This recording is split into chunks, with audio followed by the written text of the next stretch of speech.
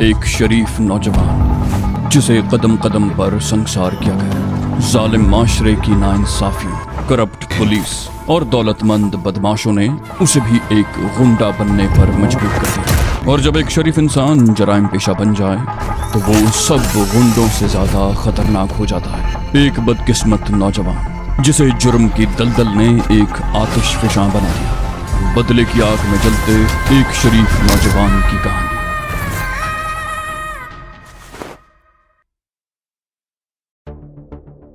शारिक ने truck garage के करीब रोका। इलियास की लाश को बोरी में ठूस कर उसने बोरी का मुंह अच्छी तरह बंद किया। बोरी उठाकर उसने ट्रक में डाल दी। फिर कमरे में पड़ा हुआ काठ कबाड़ उठाकर ट्रक में भरने लगा। फिर उसने बिस्तर की एक चादर फाड़ी, उसकी चौड़ाई कम की और उसे धोती की तरह बांध लिया। चादर का फटा हुआ टुकड़ा साफे की तरह सर पर बांधा। 3 डब्बे उठाने में उसके हाथ चिकने हो गए थे। उसने धोती और पगड़ी पर हाथ साफ किए और फिर एक हाथ मुंह पर भी मल लिया। अब उसके लिबास और चेहरे पर चिकनाई और कालक के धब्बे थे। शारिक ने समीना से कहा, मेरे साथ बैठ जाओ, तुम्हें कोठी के सामने ड्रॉप कर दूंगा और कल दिन में किसी वक्त आऊंगा। वो बाहर आ गए। समीना ने तमाम बत्तियां बंद करके बरामदे वाले दरवाजे को ताला लगा दिया और गेट की तरफ चलने लगी। शारिक पिकअप बाहर ले आया तो समीना ने गेट बंद कर दिया और पिकअप में बैठ गई। पिकअप मुख्तलिफ गलियों में होती हुई रजिया वाली कोठी के सामने रुकी। समीना नीचे उतर गई तो शारिक ने गाड़ी आगे बढ़ा दी। उस वक्त 3 बज रहे थे। सड़कें सुनसान पड़ी थीं। शारिक पिकअप को तेज रफ्तार सड़कों पर दौड़ाता रहा। उसका रुख शादमान टाउन की तरफ था। एक सड़क का मोड़ घूमते ही उसे पिकअप की रफ्तार कम करना पड़ी। सामने सड़क के किनारे पुलिस की वैन खड़ी थी और 2-3 मुसल्ला पुलिस वाले सड़क के वस्त में खड़े थे। शारिक ने करीब पहुंचकर पिकअप रोक ली। पुलिस वालों ने पिकअप को घेर लिया। शारिक के दिल की धड़कन तेज हो गई। एक हेड कांस्टेबल शारिक को घूरते हुए बोला, तुम कौन हो? बाप की सड़क समझकर इस वक्त घूम रहे हो? तुम लोग रात को भी घर में नहीं बैठते? शारिक बोला, मजदूर आदमी को आराम से घर में बैठने का मौका कब मिलता है सर जी? आप अपने आप को देख लें। क्या आपका दिल नहीं चाहता कि रात को घर में आराम से सो जाएं? आपकी नौकरी भी तो ऐसी है सर जी, आधी रात को सड़कों पर। हवालदार ने बात काटी, बहुत बकवास बंद करो। क्या है ट्रक में और कहाँ ले जा रहे हो इस वक्त? शारिक बोला, मैं माल रोड पे दादा मोटर वर्कशॉप में काम करता हूँ सर जी। रात को सारे वर्कशॉप की सफाई करता हूँ। काठ कबाड़ गोदाम में पहुंचा दिया जाता है। सुजुकी में तेल के खाली डिब्बे और ऐसी ही बेकार चीजें भरी हुई हैं, उन्हें गोदाम में डालने जा रहा हूँ जी, चेक कर लें आप। हवलदार ने एक कांस्टेबल को मुखातिब किया, ओए उमरदीन, देखो ट्रक में क्या है। उमरदीन बोला, लानत भेजो इस पर जी। वो पहले ही तेल के खाली डिब्बों को इधर उधर हटा कर देख रहा था, जिससे उसके हाथ चिकने हो गए थे। बोला, मेरे तो हाथ भी काले हो गए हैं जी, दफा करें इसे। हवलदार ने शारिक को घूरा, बोला, ओए लाइसेंस है तुम्हारे पास? शारिक ने जेब से 50 का नोट निकाल कर उसकी तरफ बढ़ा दिया। बोला, सर जी लाइसेंस तो इस वक्त मेरे पास यही है, वैसे मामला क्या है? हवलदार ने नोट लेकर पतलून की जेब में ठूस लिया। बोला, ओए तुम्हें पता नहीं है, 2 दिन पहले किसी ने हाजी अफजाल के भांजे को कत्ल कर दिया था और उसके साले को अगवा करके उसकी कोठी को आग लगा दी। हाजी अफजाल तो बादशाह है इस शहर का, हुकूमत तो उसकी है, तमाम सरकारी अफसर तो उसके गुलाम हैं, उसके हुक्म पर चेकिंग हो रही है। शारिक बोला, ऐसा कौन है जी जिसने हाजी जैसे आदमी से टक्कर ले ली? वो तो मैंने भी सुना है कि हाजी बड़ा खतरनाक आदमी है। हवलदार बोला, इस शहर में एक आदमी उससे भी ज्यादा खतरनाक हो गया है, शारिक नाम है उसका। एक लड़की भी उसके साथ है, समीना। कुछ अर्सा पहले उन दोनों ने शहर में तूफान उठा रखा था, फिर वो कहीं चले गए, लेकिन अब वापस आ गए हैं और हाजी से पंगेबाजी शुरू कर दी है। अल्लाह हमारी हालत पर रहम करे। शारिक बोला, लेकिन सर जी इस तरह हम जैसे गरीब लोगों को परेशान करने का क्या फायदा? भला किसी आदमी को अगवा करके खुले ट्रक में ले जा सकते हैं? हवलदार बोला, ओए हमने अपनी ड्यूटी पूरी करनी होती है, चलो निकलो यहाँ से। शारिक ने मुस्कुराते हुए इंजन स्टार्ट किया और हवलदार को सलाम करते हुए ट्रक आगे बढ़ा दिया। तकरीबन 15 मिनट के बाद वो शादमान टाउन पहुंच गया। हाजी की कोठी के सामने कई गाड़ियां खड़ी थीं। शारिक ने गली के मोड़ पर पिकअप रोक ली और कोठी की तरफ देखने लगा। 4-5 आदमी भी कोठी के गेट के सामने खड़े थे। शारिक को समझने में देर नहीं लगी कि हाजी इस वक्त कोठी में मौजूद था। जब उसने पिकअप रोकी थी तो कोठी के गेट के सामने खड़े हुए आदमी उस तरफ देखने लगे थे। शारिक बार बार इंजन स्टार्ट कर रहा था। वो दूर खड़े हुए लोगों को ये तासुर देना चाहता था जैसे उसकी पिकअप खराब हो गई हो। फिर वो नीचे उतर आया और इधर उधर देखने लगा। कुछ देर के बाद एक और आदमी निकल कर एक कार में बैठ गया। चंद सेकंड के बाद ही कार हरकत में आ गई। वो इसी तरफ आ रही थी। कार जैसे ही शारिक के करीब पहुंची, शारिक ने हाथ देखकर उसे रोक लिया। उसने खिड़की पर झुककर स्टीयरिंग के सामने बैठे हुए शख्स की तरफ देखते हुए कहा, सर जी मेरी गाड़ी खराब हो गई है, अगर आप मुझे मेन रोड तक लिफ्ट दे दें तो बड़ी मेहरबानी होगी। उस शख्स ने पहले शारिक को, फिर पिकअप की तरफ देखा और पिछले दरवाजे की तरफ इशारा करते हुए बोला, बैठ जाओ। शारिक दरवाजा खोलकर पिछली सीट पर बैठ गया। शारिक ने उस शख्स से पूछा, क्या बात है सर जी, इस कोठी के सामने लोग क्यों जमा हैं? वो आदमी बोला, ये हाजी अफजाल की कोठी है। किसी ने उसकी समनाबाद वाली कोठी को आग लगा दी है, जिसमें एक आदमी भी जलकर मर गया है और हाजी के साले को अगवा कर लिया गया है। पूरे शहर की पुलिस उसे तलाश कर रही है। शारिक बोला, सिनेमा वाला हाजी अफजाल? वो तो बड़े टैक्की वाला आदमी है, उससे कौन पंगा लेगा सर जी? उस आदमी ने कहा, शारिक हाजी का सबसे बड़ा दुश्मन, ये भी हाजी से कम खतरनाक नहीं है। मैंने हाजी से कहा था कि उससे पंगा न ले, लेकिन उसने मेरी बात नहीं मानी। हाजी ने शारिक की अदम मौजूदगी में उसकी माँ और बहन को घर से निकाल दिया, मकान पर कब्जा भी किया। अब शारिक उससे अपनी माँ और बहन की तौहीन का बदला ले रहा है। शारिक बोला, ये बात तो हाजी को पहले सोचना चाहिए थी ना सर जी, कोई गैरतमंद अपनी माँ और बहन की बेइज्जती तो बर्दाश्त नहीं करेगा। उस शख्स ने कहा, तुम ठीक कहते हो, लेकिन तुम हाजी को नहीं जानते। वो मुल्क का सबसे बड़ा स्मगलर है, बड़े से बड़ा अफसर उसके सामने नजरें नहीं उठा सकता। उसने सबको पैसे से खरीद रखा है। वो समझता है कि पुलिस और कानून हर मामले में उसका साथ देगा, और ऐसा ही हो रहा है। वो आजादाना तौर पर अपना गैर कानूनी धंधा कर रहा है, कोई आज तक उसके सामने रुकावट नहीं बन सका। लेकिन ये शारिक ने उसकी बात काटी, बोला, शारिक उसके रास्ते की सबसे बड़ी रुकावट बन गया है। वो हाजी को चैन से नहीं बैठने देगा। शारिक भी बड़ा जिद्दी आदमी है, मैं उसे अच्छी तरह जानता हूँ। वो शख्स चौंक गया, बोला, तुम शारिक को कैसे जानते हो? शारिक बोला, मेरी तरफ गौर से देखो मिस्टर, मेरी शक्ल देखकर तुम्हें अंदाजा हो जाएगा कि मैं शारिक को कैसे जानता हूँ। उस शख्स ने गर्दन घुमाकर शारिक की तरफ देखा। शारिक ने सर पर लिपटा हुआ साफा उतार दिया। वो शख्स उसकी शक्ल देखकर चौंक गया। स्टीयरिंग पर उसके हाथ कांप गए। वो हकलाया, शारिक? उसका चेहरा खौफ से पीला पड़ गया। शारिक बोला, गाड़ी संभालो वरना किसी दीवार से टकरा जाएगी। उस शख्स ने बड़ी मुश्किल से लहराती हुई कार को संभाला। शारिक बोला, इस मोड़ से पहले रोक लो। उस शख्स ने फौरन ही कार रोक ली। उसके साथ ही उसका हाथ जेब की तरफ बढ़ा, लेकिन शारिक ने बड़ी फुर्ती से आगे वाली सीट पर झुककर उसकी जेब से पिस्तौल निकाल लिया। शारिक ने पिस्तौल उसकी गर्दन पर रखते हुए कहा, आराम से बैठे रहो, मैं तुम्हें कुछ नहीं कहूंगा। हाजी को बता देना कि शारिक इतना बुज़दिल नहीं है कि किसी के बिल में छुप कर बैठ जाए। ये तो तुम देख ही चुके हो कि मैं उसकी कोठी के सामने से होकर आ रहा हूँ। और वापस जाकर हाजी को बता देना कि उसकी कोठी के करीब जो सुजुकी पिकअप खड़ी है, उस पर लादे हुए स्क्रैप के नीचे एक बोरी में उसके साले इलियास की लाश है। उसे ये भी बता देना कि मैं वक्तन फवक्तन उसे लाशों के तोहफे भेजता रहूंगा। अब अपनी टाई खोलो। वो शख्स हकलाया, क्या क्या क्या क्या क्या क्या करना चाहते हो? शारिक घुराया, तुम्हें कुछ नहीं करूंगा, टाई खोल दो। उस शख्स ने कांपते हुए हाथों से अपनी टाई खोली। शारिक सीट के ऊपर से होकर अगली सीट पर आ गया। शारिक ने उसके दोनों हाथ स्टीयरिंग से बांध दिए और पिस्तौल का दस्ता जोर से उसकी कनपटी पर रसीद कर दिया। उस शख्स के मुंह से कराह निकली और उसका सर भी स्टीयरिंग पर झुक गया। वो बेहोश हो गया था। शारिक दरवाजा खोलकर कार से उतर आया।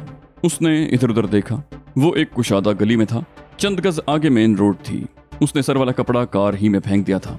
उस शख्स का पिस्तौल शारिक के हाथ में था, जिसे उसने धोती की डाब में उड़स लिया। उस वक्त 4:30 बजने वाले थे। ये शारिक की खुशकिस्मती थी कि मेन रोड पर आते ही उसे दूध वाला एक रेड़ा नजर आया। उसने हाथ उठाकर रेड़े को रोका और दूध वाले से पूछे बगैर रेड़े पर सवार हो गया। बोला, यार मेरी गाड़ी खराब हो गई है, पैदल चलते चलते थक गया हूँ। दूध वाला बोला, कोई बात नहीं यार, बैठ जाओ, गुलबर्ग लिबर्टी मार्केट जाना हूँ, जहाँ कहोगे उतार दूंगा। रेड़े पर दूध के ड्रम लदे हुए थे। वो आदमी अकेला ही था जिसने घोड़े की लगाम थाम रखी थी। शारिक भी उसके साथ ही सीट पर बैठ गया। रास्ते में एक जगह अगरचे पुलिस पार्टी खड़ी थी, लेकिन पुलिस वालों ने उन्हें नहीं रोका। घोड़ा दुल की चाल चलता रहा और शारिक दूध वाले से बातें करता रहा। वो उससे दूध के कारोबार के बारे में पूछ रहा था। अपने बारे में उसने बताया था कि वो एक मोटर वर्कशॉप में मैकेनिक है। एक गाड़ी चेक करने के लिए निकला था कि वो खराब हो गई और अब वो दूसरे मैकेनिक को बुलाने जा रहा है जो गुलबर्ग में रहता है। वो तकरीबन आधे घंटे में गुलबर्ग पहुंच गया। शारिक दूध वाले का शुक्रिया अदा करके एक जगह रेड़े से उतर गया और गलियों ही गलियों में तकरीबन आधे मील का फासला तय करने के बाद उस कोठी के सामने पहुंच गया जहां माजी और रजिया वगैरह रिहाइश पजीर थी। जब शारिक ने कॉल बेल के बटन पर उंगली रखी तो सुबह का उजाला फैलने लगा था। शारिक ने पप्पू और जफरी को गुज़श्ता रात ही को बड़ी सख्ती से हिदायत कर दी थी कि उसकी इजाजत के बगैर वो हवेली से बाहर न निकलें। हवेली में खाने पीने की चीजें मौजूद थीं और वो लोग 3-4 दिन तक आराम से गुजारा कर सकते थे। हवेली में राब्ते का अगरचे कोई जरिया नहीं था सिवाय इसके कि शारिक वहां खुद जाता। लेकिन शारिक को यकीन था कि वो दोनों उसकी हिदायत पर सख्ती से अमल करेंगे और हवेली से बाहर निकलने की कोशिश नहीं करेंगे। शारिक जब इलियास वाले मामले से निमट कर कोठी वापस आया तो वो बहुत थका हुआ था। बेल बजाने वाला दरवाजा तुफैल ने खोला था। वो जैसे ही अंदर दाखिल हुआ, समीना भी बरामदे में आ गई। शारिक ने 3 बजे के करीब उसे यहाँ छोड़ा था और वो गालिबन अभी सोई नहीं थी। समीना ने पूछा, कोई दुश्वारी तो पेश नहीं आई थी? शारिक उस वक्त बरामदे में पहुंच चुका था। शारिक ने उसके साथ बरामदे वाले दरवाजे में दाखिल होते हुए कहा, एक आध जगह रुकना पड़ा था, लेकिन मामला खैरियत से टल गया। सामान हाजी की शादमान वाली कोठी के करीब छोड़ दिया था और मुझे यकीन है कि अब तक उसे इत्तला मिल चुकी होगी या होने वाली होगी। वो चंद लम्हों को खामोश हुआ, फिर तफसील से उसे सब कुछ बताने लगा। आखिर में वो बोला, तुम अभी तक सोई क्यों नहीं? समीना बोली, दूसरी कोठी से वापस आने के बाद कुछ बेचैनी सी थी, नींद नहीं आ रही थी। मैं रिसाला पढ़ने लगी। वैसे मुझे यकीन था कि तुम सुबह होने से पहले पहले वापस आ जाओगे। वो बातें करते हुए कमरे में जा रहे थे कि करीब की मस्जिद से अजान की आवाज सुनाई देने लगी। समीना बोली, तुम कमरे में चलकर बैठो, मैं चाय बनाकर लाती हूँ, तुम बहुत थक गए होगे। शारिक बोला, मैं चाय नहीं पीऊंगा, नींद आ रही है। समीना बोली, माँ जी अभी उठ जाएंगी, वो नमाज पढ़ने के बाद चाय पीती हैं और उस वक्त वो तुम्हारे बारे में जरूर पूछेंगी। थोड़ी देर उनसे गपशप कर लेना, उनकी तसल्ली हो जाएगी। उसके बाद बेशक सारा दिन सोते रहना। शारिक बोला, ठीक है, मैं कमरे में बैठा हूँ, माँ जी नमाज पढ़ लें तो मुझे बता देना। समीना वापस मुड़ गई। शारिक कमरे में आकर बेड पर नीम तराश हो गया। तकिए के करीब ही एक रिसाला पड़ा हुआ था। उसने रिसाला उठा लिया। उसका एक सफ़ा मुड़ा हुआ था। समीना गालिबन यही पढ़ रही थी। शारिक भी उसे पढ़ने लगा। वो कोई लव स्टोरी थी। शारिक को उसमें कोई दिलचस्पी महसूस नहीं हुई। उसने रिसाला बंद कर दिया और उठकर खिड़की के सामने खड़ा हो गया। उसने खिड़की खोली। चेहरे से टकराने वाला ताज़ा हवा का झोंका बड़ा फरद बख्श महसूस हुआ। तकरीबन 40 मिनट के बाद समीना की आवाज़ सुनकर वो पीछे मुड़ा। समीना उसे बाहर आने का इशारा कर रही थी। शारिक उसके साथ लाउंज में आ गया। मरियम एक तरफ जाए नमाज पर बैठी हुई थी। वो नमाज पढ़ चुकी थी और तस्बीह फेर रही थी। उसने आवाज़ सुनकर शारिक की तरफ देखा और तस्बीह मुकम्मल करके दुआ के लिए हाथ उठा दिए। जाए नमाज के करीब ही ट्रे में चाय के 3 कप रखे हुए थे। शारिक और समीना करीब ही कालीन पर बैठ गए। दुआ मांगने के बाद मरियम ने शारिक और समीना की तरफ रुख करके फूंक मारी और फिर शारिक की तरफ देखते हुए बोली, कब आए थे बेटा? शारिक बोला, बस थोड़ी ही देर पहले आया हूँ। मरियम ने कहा, यह सब कुछ क्या हो रहा है? कल का अखबार तो तुम्हारी ही खबरों से भरा हुआ था। एक तरफ पुलिस तुम्हारे पीछे लगी है और दूसरी तरफ हाजी तुम्हारा दुश्मन हो रहा है। इस दुश्मनी का अंजाम न जाने क्या होगा बेटा। मैं तो हर वक्त तुम्हारी सलामती की दुआएं मांगती रहती हूँ। शारिक बोला, आपकी दुआओं का साया हमारे सर पर रहेगा तो हमें कुछ नहीं होगा। मरियम बोली, तुम दोनों के लिए तो दुआएं मेरे दिल की गहराइयों से निकलती हैं। चाय पीने के साथ वो बातें भी करते रहे। इस दौरान रजिया भी उठ कर आ गई थी। उसने हस्बे मामूल शिकायतों का पिंडोरा बॉक्स खोल लिया। शारिक हंस हंस कर उसकी बातों का जवाब देता रहा। समीना उठते हुए बोली, मेरा ख्याल है कि तुम अब नाश्ता करके ही सोना। मैं नाश्ता तैयार करती हूँ। कई रोज के बाद इकट्ठे बैठकर नाश्ता करेंगे। 7:30 बजे वो सब मेज पर बैठे नाश्ता कर रहे थे। उस वक्त तुफैल भी अंदर आ गया था। समीना ने उसे भी नाश्ता दे दिया और वो बावर्ची खाने में बैठकर खाने लगा। नाश्ते के बाद शारिक तुफैल को अपने कमरे में ले गया। बोला, तुफैल, तुम फैसलाबाद में तालिब हुसैन को तो जानते हो ना? तुफैल बोला, तालिब हुसैन टुंडा? शारिक बोला, हाँ हाँ वही। समीना और रजिया से पूछ लो, अगर बाजार से कोई सौदा मंगवाना है तो ला कर दे दो। उसके बाद फैसलाबाद जाओ, सीधे तालिब हुसैन टुंडे के पास जाना। वो तुम्हें नौलखे से मिलवा देगा। नौलखे के साथ शापरी नाम की एक लड़की भी रह रही है, तुम उसको लेकर आ जाओ। मेरा ख्याल है रात 9-10 तक तुम वापस आ जाओगे। तुफैल बोला, अगर वहां कोई और काम नहीं है तो उससे पहले ही आ जाऊंगा। शारिक ने कहा, ठीक है, जाओ समीना से पूछ लो कोई काम तो नहीं है और किराए के लिए ये पैसे अपने पास रखो। शारिक ने पैसे उसकी तरफ बढ़ा दिए। तुफैल ने जेब में डाले और कमरे से चला गया। शारिक बिस्तर पर लेट गया। वो निढाल हो रहा था। लेटने के थोड़ी ही देर के बाद नींद की आगोश में पहुंच गया। शारिक की आंख खुली तो शाम के 6 बज रहे थे। आंख खुल जाने के बाद भी वो कितनी देर तक बिस्तर पर पड़ा रहा। वो उठकर बैठा ही था कि रजिया कमरे में आ गई। रजिया आगे बढ़ते हुए बोली, आप तो खूब सोए भाईजान। शारिक बोला, बस। शारिक बोला, 2-3 दिन से जागा हुआ था, आज नींद पूरी हो गई। यहाँ अगर मेरे कपड़े हों तो पैंट शर्ट ला दो, मैं नहा लूं, फिर चाय पियेंगे। रजिया बोली, आपके कपड़े इस अलमारी में रखे हुए हैं, आप नहाकर कपड़े बदलें। माँ जी और समीना बाहर लॉन में बैठी हुई हैं, आप आ जाएं तो मैं चाय बनाऊं। शारिक ने दरवाजा बंद कर दिया और बाथरूम में घुस गया। वो तकरीबन आधे घंटे के बाद बाथरूम से निकला तो अपने आप को बहुत हल्का फुल्का महसूस कर रहा था। ठंडे पानी के गुस्ल ने उसकी सारी कुसलमंदी दूर कर दी। उसने कपड़े पहने और कमरे से निकलकर लॉन में आ गया, जहां गार्डन चेयर्स पर माँ जी, रजिया और समीना बैठी हुई थी। रजिया उसे देखकर वहां से उठी और किचन में चली गई। हरे भरे लॉन में इस तरह बैठना बड़ा अच्छा लग रहा था। चाय की चुस्कियों के साथ वो बातें भी करते रहे। 8 बजे के लगभग इशा की अजान हुई तो माजी वहां से उठकर कमरे में आ गई। उसके कुछ ही देर के बाद शारिक भी उठ गया।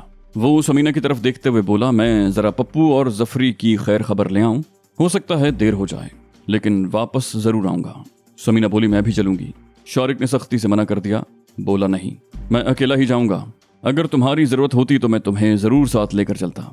तकरीबन 15 मिनट के बाद शारिक कोठी से निकल गया। सड़क पर आते ही उसे एक रिक्शा मिल गया। 1600 एकड़ स्कीम के इलाके में पहुंचकर उसने रिक्शा छोड़ दिया। शारिक का ये उसूल था कि वो अपनी मंजिल पर सीधा कभी नहीं गया था। अगर अपनी गाड़ी होती तो भी कई इलाकों से घूमता हुआ जाता, और अगर रिक्शा टैक्सी पर सफर करना होता तो कई सवारियां बदलता। 1600 एकड़ स्कीम के शॉपिंग एरिया में उसने एक जगह से चरगा, नान और तिक्के वगैरह खरीदे और दूसरे रिक्शे पर बैठ गया। यतीम खाने के चौक पर उसने वो रिक्शा भी छोड़ दिया। उस चौक पर खासी रौनक थी। 1600 एकड़ स्कीम और यतीम खाने के चौक पर भी लोग टोलियों में खड़े गुज़श्ता रात के वाकयात पर तबसरे कर रहे थे। दोपहर को शाया होने वाले इवनिंग पेपर ने बड़ी सनसनीखेज खबरें शाया की थी। इन खबरों में शारिक और समीना के नाम नुमाया तौर पर शाया किए गए थे। बाज़ अखबारात ने लिखा था कि उन्हें दरिंदा बनने पर मजबूर किसने किया था। उन दोनों के बारे में लोगों की राय भी मुख्तलिफ थी। बाज़ लोग उन्हें हीरो गर्दान रहे थे और बाज़ उन्हें निहायत जालिम और शक्युल कल्ब कातिल करार दे रहे थे। अलबत्ता हाजी को सब ही गालियां दे रहे थे। उसके बारे में शहर के तकरीबन सब लोग ही जानते थे कि वो मनशियात का बैनुल अक़वामी स्मगलर है, लेकिन हुकूमत उस पर हाथ नहीं डालती, क्योंकि न सिर्फ हुकूमत बल्कि कानून साज असम्बलियों में भी उसके आदमी मौजूद थे और वो लोग उसे तहफ़्फ़ुज़ फराहम कर रहे थे। लोगों की बातें सुनकर शारिक ने महसूस किया था, लेकिन वो ये सोचकर मुस्कुरा दिया कि अगर इन्हें मालूम हो जाए कि वो शारिक है तो उससे इजहार हमदर्दी करने की बजाय उसके टुकड़े कर डालें। जहां पुलिस की 2 पार्टियां थीं जो गाड़ियां चेक कर रही थीं। शारिक बड़े इत्मीनान से पैदल चलता हुआ चौक से बहुत दूर निकल गया। उसके हाथ में प्लास्टिक का वो थैला था जिसमें खाना रखा हुआ था। तकरीबन 200 गज आगे निकलने के बाद उसे कहना जाने वाली बस मिल गई। वो बस पर बैठकर 2 स्टॉप आगे उतर गया। वो सड़क पार कर रहा था कि काना की तरफ से आने वाली एक कार तेज रफ्तारी से उसके करीब से गुजरी। शारिक सड़क पार करके उस कच्चे रास्ते पर मुड़ गया जो हवेली की तरफ चला गया था। उस रास्ते के दोनों तरफ जेर तामीर मकान थे जिन्हें किसी वजह से अधूरा छोड़ दिया गया था। हवेली तक पहुंचने में शारिक को ज्यादा देर न लगी। हल्की सी दस्तक पर ही जफरी ने दरवाजा खोल दिया। दरवाजा खोलने से पहले उसने तसल्ली कर ली थी। शारिक ने अंदर दाखिल होते ही पूछा, तुम लोगों ने अभी खाना तो नहीं खाया?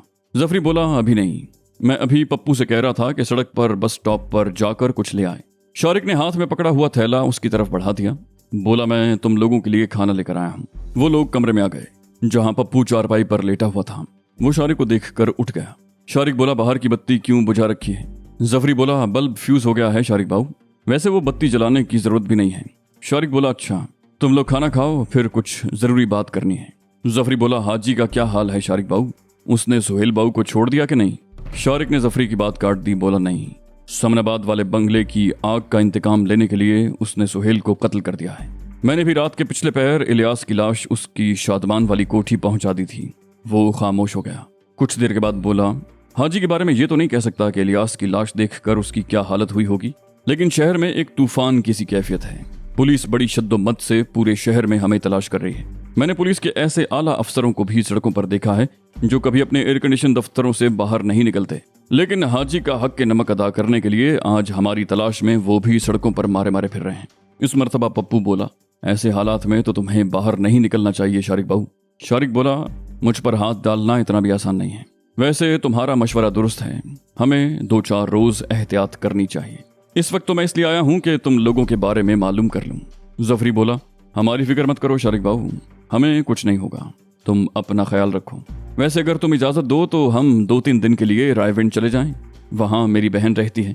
मेरा बहनोई शहर का एक मुअज़्ज़िज़ आदमी है, उसकी वजह से हम पर किसी को कोई शुबा नहीं होगा। शारिक बोला, अगर रायविंड में अपने आप को महफूज समझते हो तो मुझे कोई एतराज नहीं है, लेकिन जफरी बोला, लेकिन क्या? शारिक बोला, अपने साथ कोई असलहा वगैरह नहीं लेकर जाओगे? जफरी बोला, बिल्कुल नहीं शारिक बाबू, वो लोग मुझे बहुत शरीफ आदमी समझते हैं। मेरा बहनोई तो समझता है कि मैं कोई बहुत अच्छा बिजनेस करता हूँ, उसे आज तक पता ही नहीं चला कि मैं बदमाशी करता हूँ। शारिक बोला, ये अच्छी बात है, वहाँ किसी को पता भी नहीं चलना चाहिए कि तुम बदमाश हो। 2-4 दिन शराफत से वहाँ गुजार दो। आज जुमेरात है, तुम लोग पीर या मंगल को वापस आना, मैं मंगल की रात यहाँ आऊँगा। और हाँ, पैसे हैं ना तुम्हारे पास? जफरी बोला, बहुत। तुमने इलियास के ब्रीफ केस में से नोटों के जो बंडल निकाल कर दिए थे वो पूरी 60,000 रुपए की रकम थी। हमने आधे आधे बांट लिए हैं। अगर तुम्हें रकम चाहिए तो। शारिक बोला, नहीं नहीं, मुझे रकम की जरूरत नहीं है। तुम लोग वहां एहतियात से रकम खर्च करना, जरूरत से ज्यादा खर्च करोगे तो किसी को शुबा भी हो सकता है। जफरी बोला, फिक्र मत करो, हम बहुत मोहतात रहेंगे। पप्पू थैला खोलकर दरमियान की छोटी मेज पर खाना लगा चुका था। शारिक ने भी उनके साथ खाना खाया और फिर 1 घंटे के बाद वो तीनों हवेली से निकल आए। सड़क पर आकर शारिक तो उसी तरफ खड़ा रहा और वो दोनों उससे हाथ मिलाकर दूसरी तरफ चले गए। कुछ ही देर के बाद उन्हें रायविंड जाने वाली बस मिल गई।